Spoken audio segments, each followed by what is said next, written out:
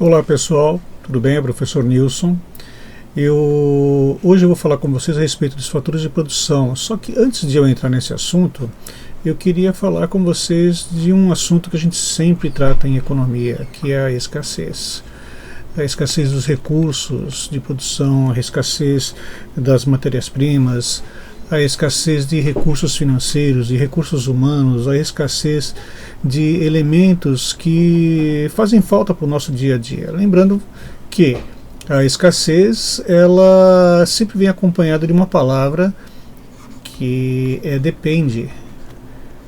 Essa palavra ela sempre vem acompanhando a palavra escassez, porque depende da época, da região, depende da situação, depende às vezes da sociedade, se ela é uma sociedade democrática, teocrática, depende da época, depende de uma série de valores, de fatores.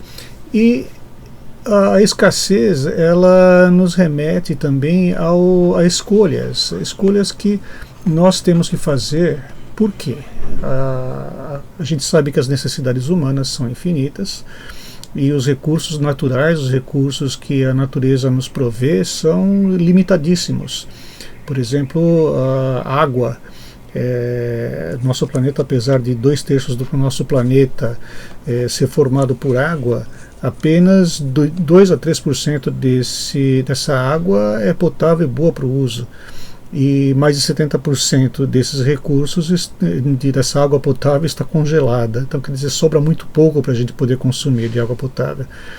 E é claro que temos aí tecnologias que nos ajudam a dessalinizar a água. Então, nós conseguimos, através de tecnologia, conseguimos saciar essa necessidade. Mas mesmo assim, nós temos regiões do planeta que são áridas, necessitam de irrigação. Mas vamos falar um pouquinho dessas escolhas. A escolha ela é conflituosa. A gente fala que essas escolhas se chamam de trade-offs, né? Os trade-offs são justamente essas escolhas conflituosas, essas escolhas difíceis de fazer, que envolvem um sacrifício. A gente coloca aí por exemplo, um produtor, um fabricante, ele tem uma necessidade de produzir alguma coisa para atender uma demanda da sociedade.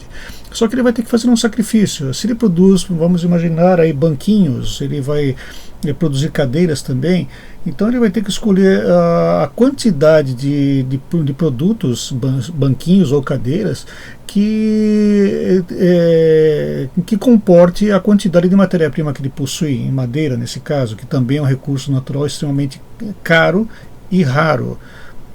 Nós não temos em abundância na natureza.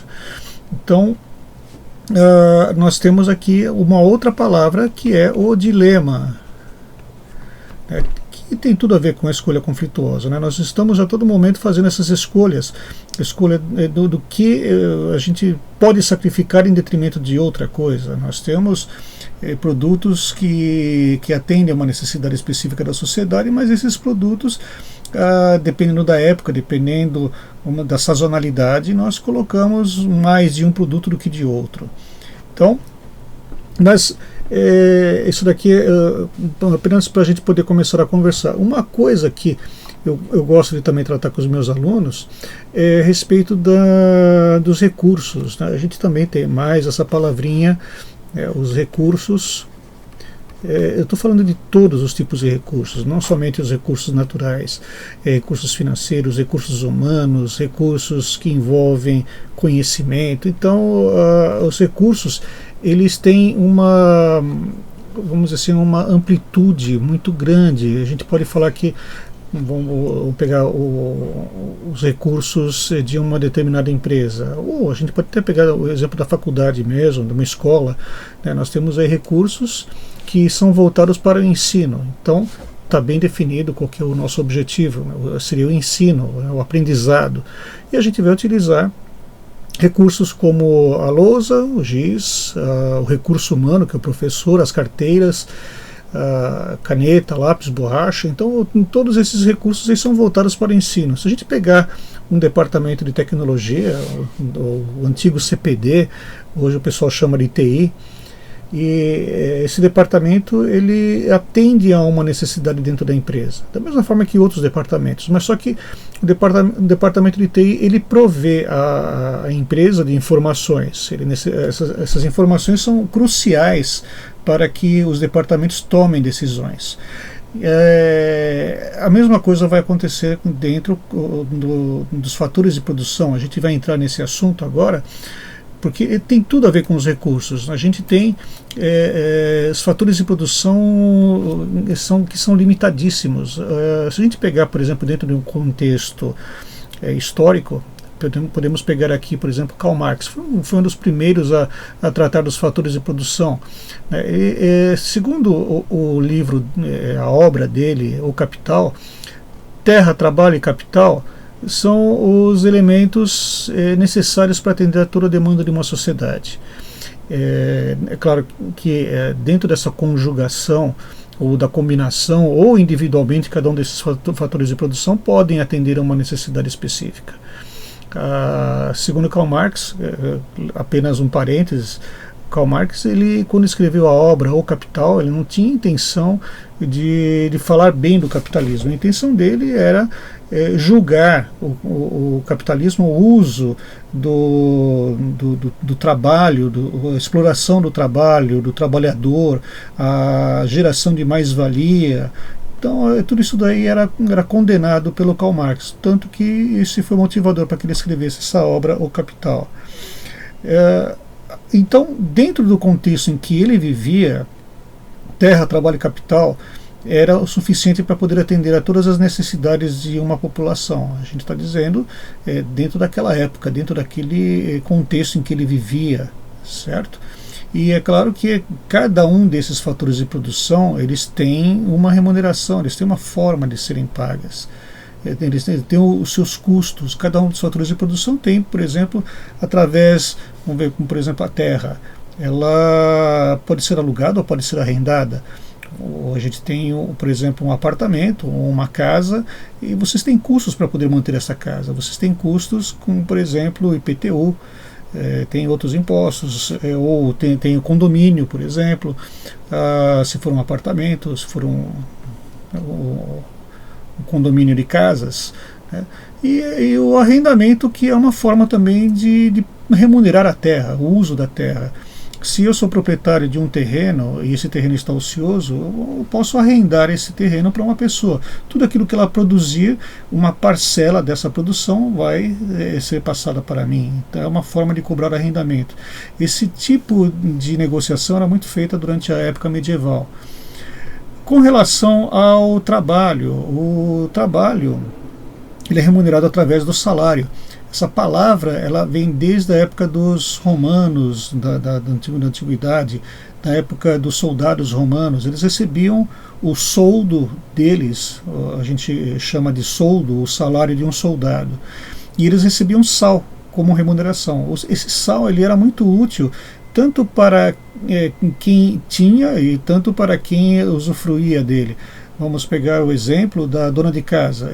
O soldado ele poderia trocar o sal dele por moradia, por vestimentas, por abrigo, e também a dona de casa poderia utilizar esse sal para condimentar os alimentos e também para conservar os alimentos, lembrando que naquela época não tinha geladeiras, então eles salgavam a carne, salgavam o peixe para poder conservar por mais tempo esses alimentos.